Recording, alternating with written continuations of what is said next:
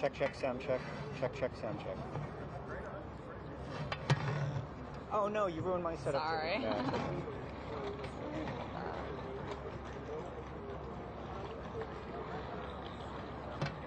There's a... Is there a slide? Yeah. Oh.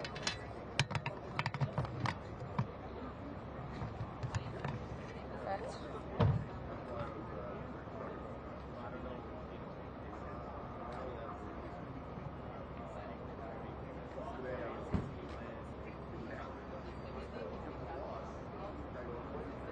I want to make it as well. This is your thing. This is the next question. Did you see this? Honestly speaking. Yeah, I was having a hard time. Well, that's weird. Did the other guy get the same thing?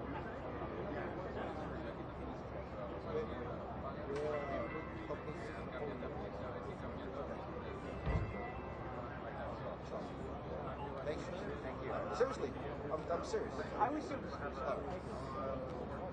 Well, yeah, I can. She just asked me. Did I do anything to remove me? I just thought this was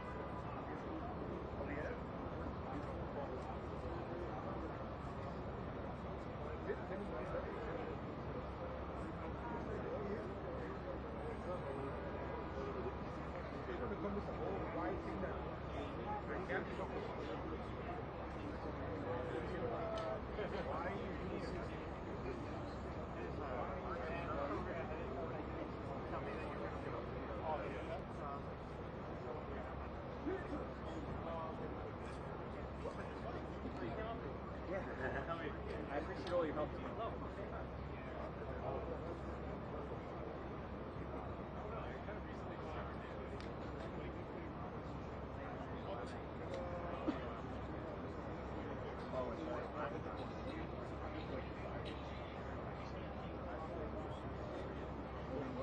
Yeah.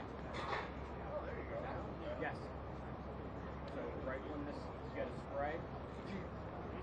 The person reported that he's 30 everyone is severe. Correct, it is. Yes. That's what Yeah, that's what I see. no, you told me before. No, I'm going. No, I said second. I said she wants to make Which one? For the second? Yeah. She's like So then I hit the board thing. every single season.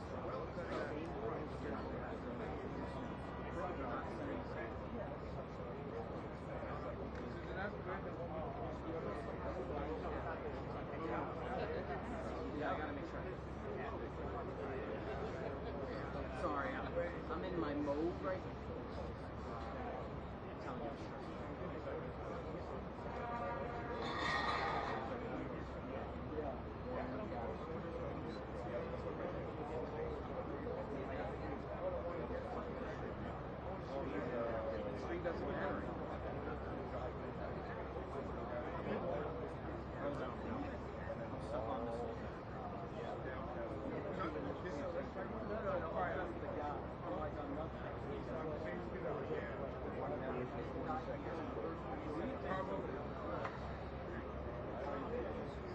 Better not. You were awesome. Thanks for your help. No problem.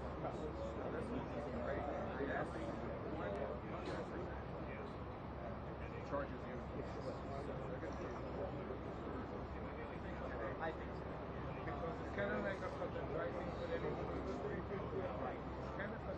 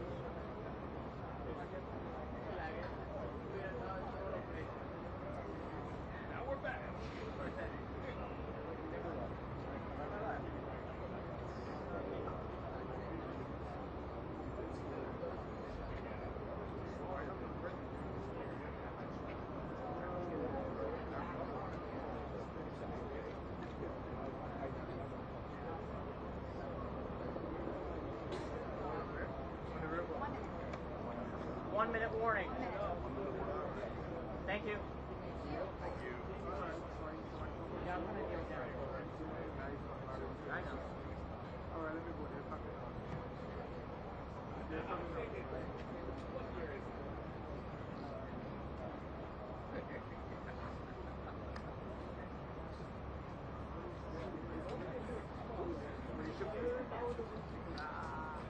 All right, guys, we're about a minute out, all right? 60 seconds.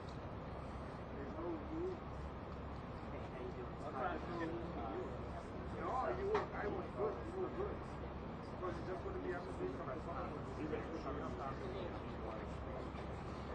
You're very good, right? While we're on here. 1-minute warning.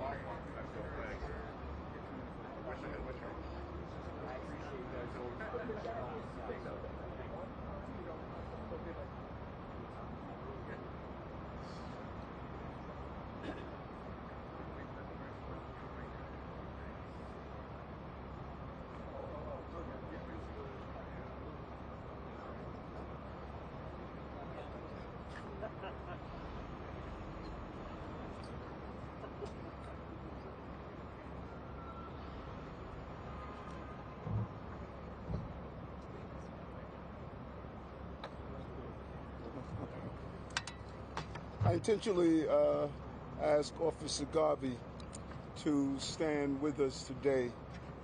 19 years in the department and has not lost his desire to protect the public.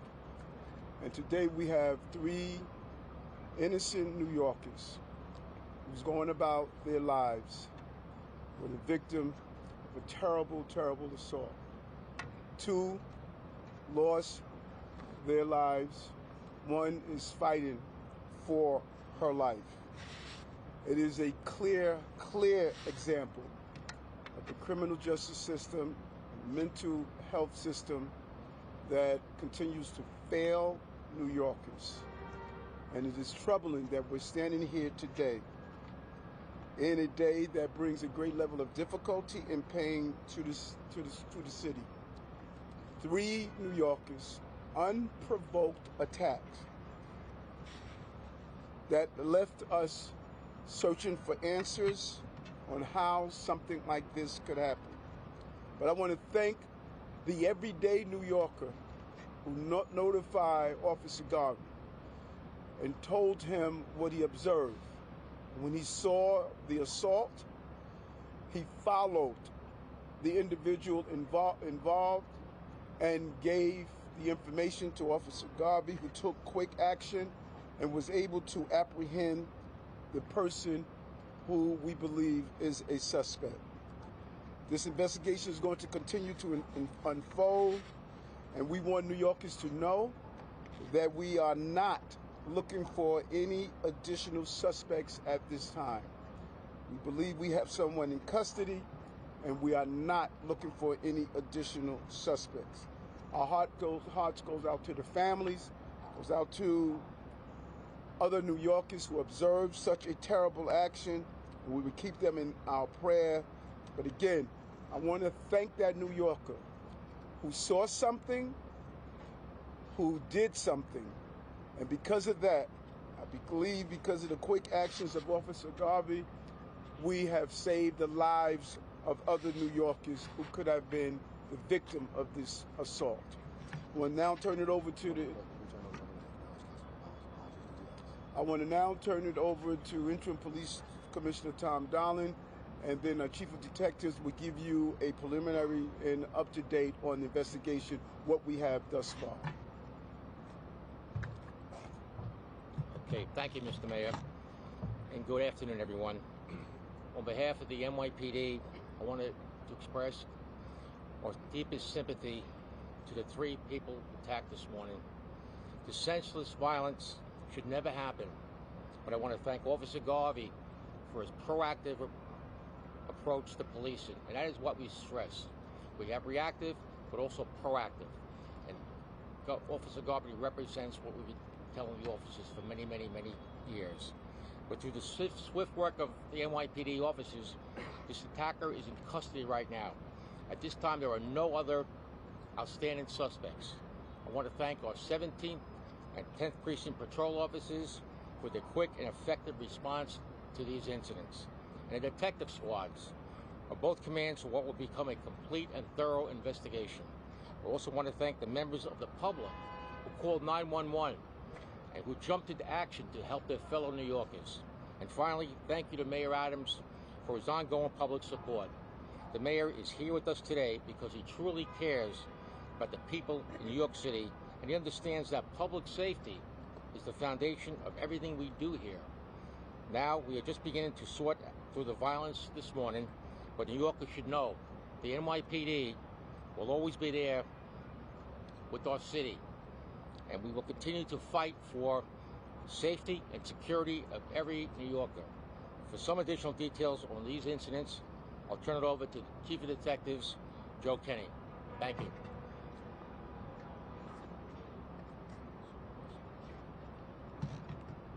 Good afternoon. The information I'm about to give to you is preliminary, as our investigation is still ongoing. I'm going to discuss the 3 stabbing incidents that occurred this morning in the 10th, 13th, 17th precincts here in Manhattan. These random attacks left 2 innocent victims dead and another one fighting for her life. I will not be releasing the victims' names at this time. We're still waiting to notify their families. We do have a suspect in custody, and we are not looking for any other perpetrators at this time. Incident number 1 occurs in the confines of the 10th precinct today at 8:22 a.m. in front of 444 West 19th Street. Our victim is a male Hispanic, 36 years old. He's standing in front of a construction site where he is employed, when without warning, he is stabbed in the abdomen. The assault appears to be unprovoked at this time. The perpetrator fled southbound on 9th Avenue. Our victim was removed to Bellevue Hospital, where he was pronounced dead at 8:50 in the morning. Witnesses stated that the perpetrator was a male, light-skinned, in his 60s with a beard. He was wearing a gray shirt and a dark-colored ski hat. Witnesses described the knife as a kitchen knife. Approximately 2 hours later, incident number 2 occurs at 10:27 a.m.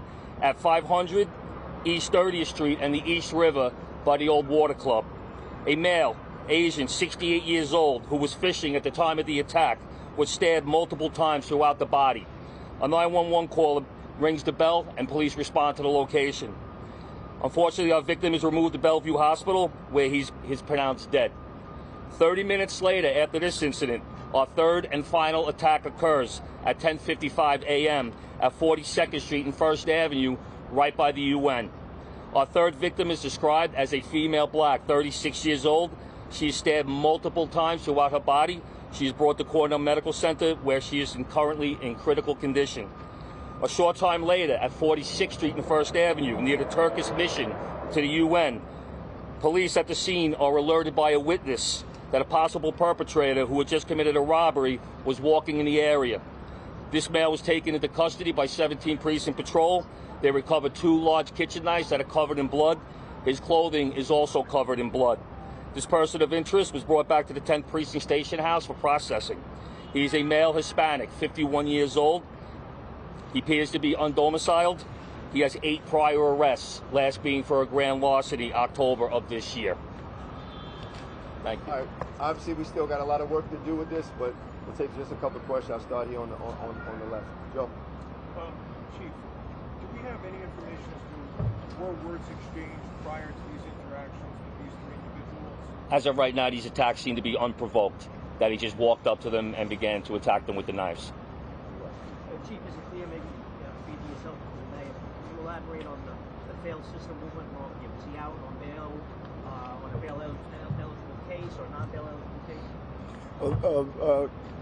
First, I want to acknowledge the presence of Councilman Powers and Councilman Boucher. These both impact their areas. We are still looking over his record, but there's a real question on why he was on the street. It's preliminary now, but he was sentenced a few months ago, and there's some real questions that we need to look at on why he was on the street, and he has some severe mental health issues that should have been examined, and that's what we're looking at as part of the investigation. ABC? Can you go into the witness you mentioned that saw something Officer Barbie? Is it Barbie? Yeah, so the witness is a cab driver. He witnesses the third attack of the female. He believed it to be a robbery. He didn't know that she was stabbed. So he began to follow her, thinking that he was a robbery suspect. The cab driver? The cab driver, yes. And the purple backpack that said 46th and 1st, is that the victim's backpack? Is that why? That's part of our investigation. 10-10? Can you talk about when Officer Barbie stepped in?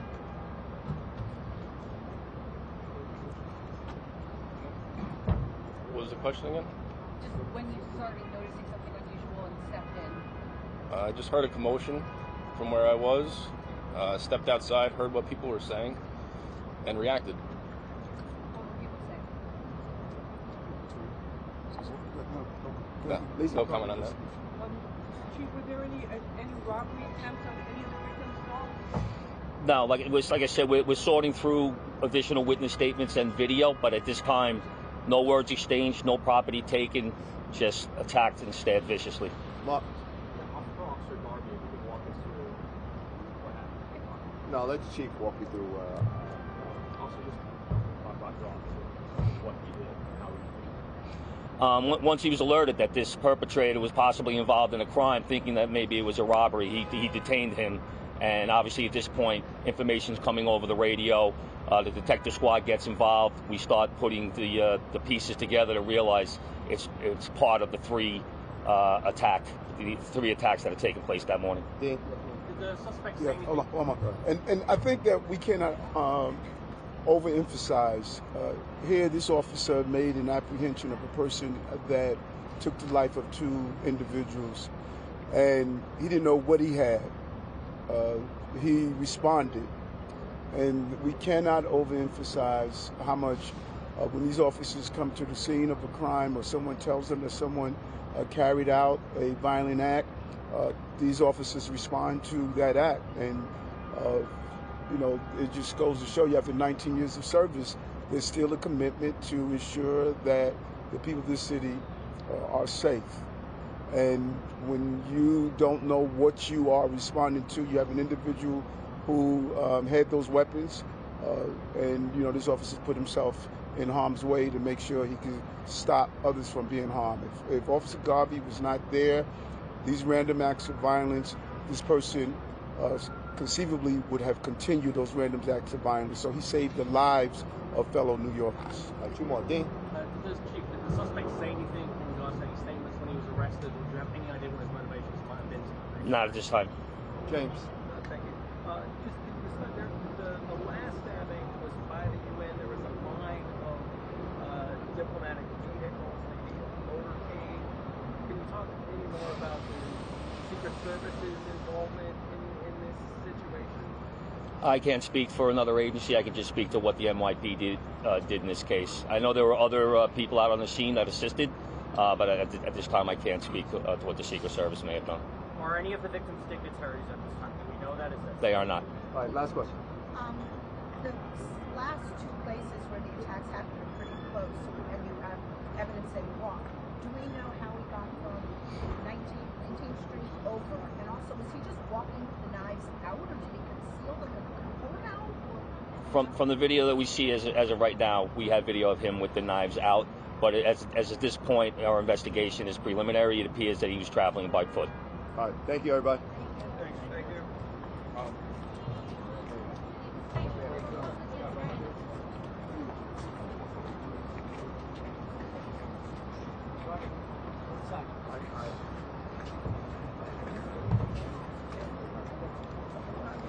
Carl.